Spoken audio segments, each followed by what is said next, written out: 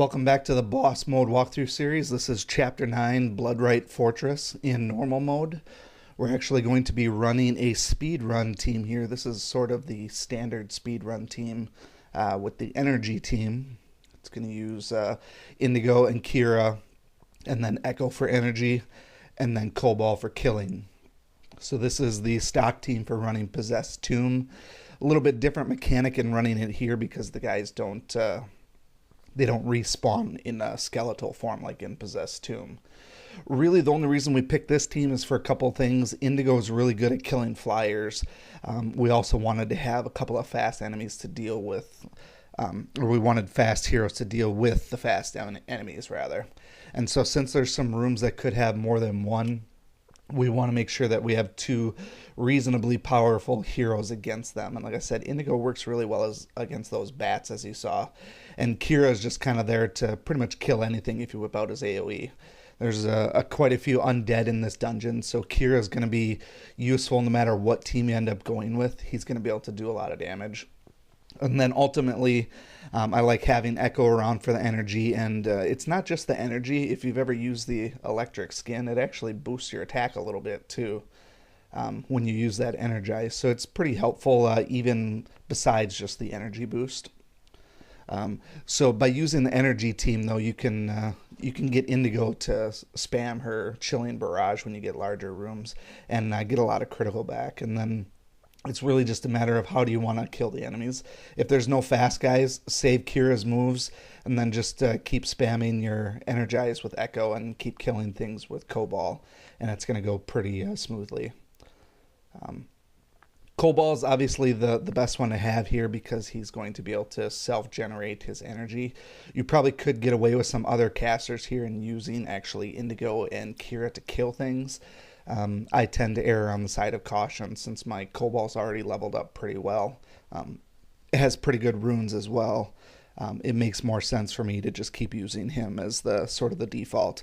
And until somebody else is able to regenerate enough energy, it's not really viable in other teams. You could use Sume, but his Soul Shred actually takes quite a bit of cooldown. So he doesn't regenerate quite as fast as Cobalt does, and you'll end up essentially missing some turns. You'd have to cycle through his abilities a little bit further. So we haven't really run into a ton of fast enemies. If you want to play the RNG game, you could realistically go with less fast heroes and go with more powerful heroes if you want. The undead team can handle this dungeon pretty simple as well. So it really depends on what your player level is and what your rune situation is. But there's a lot of teams that can handle this first one. And then once you get to the boss room, which will be there in a second, it's just a matter of mitigating some of the damage and make sure you're not getting hit too much. Alright, so we're on to the boss room now. The only thing that I personally don't care for as much as any other dungeon, I generally don't like when boss rooms have a bunch of guys in them. So we have the main boss plus 3 minions. Depending on how I feel, usually I'll just go for a friend hero and try to kill them all. There's no major things to worry about other than this Inferno touch. With that boss burn, just like any of the other boss status ailments, is fairly significant, but I would not expect to run into that here if you use your friend heroes properly. Realistically, we probably should have used friend heroes before we used Indigo and Kira.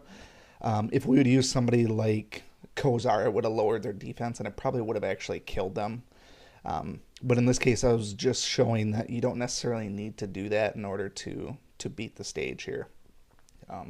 So if you have strong enough heroes, you can likely whittle them down quite a bit. But ultimately, it's probably best to use a friend hero. So we're going to use Kozar here and just kind of wipe them out then. And then Cobalt will pick up the slack, and then that'll pretty much finish off this dungeon here. So as expected, Kozar did quite a bit of damage here. A little bit of shock thing, but those guys actually held up pretty well against Kozar, which was kind of surprising.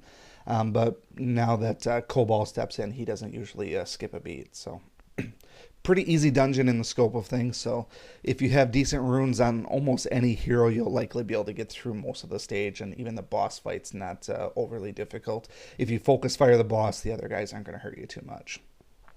Stick around for the next one, which will be the champion mode mechanic.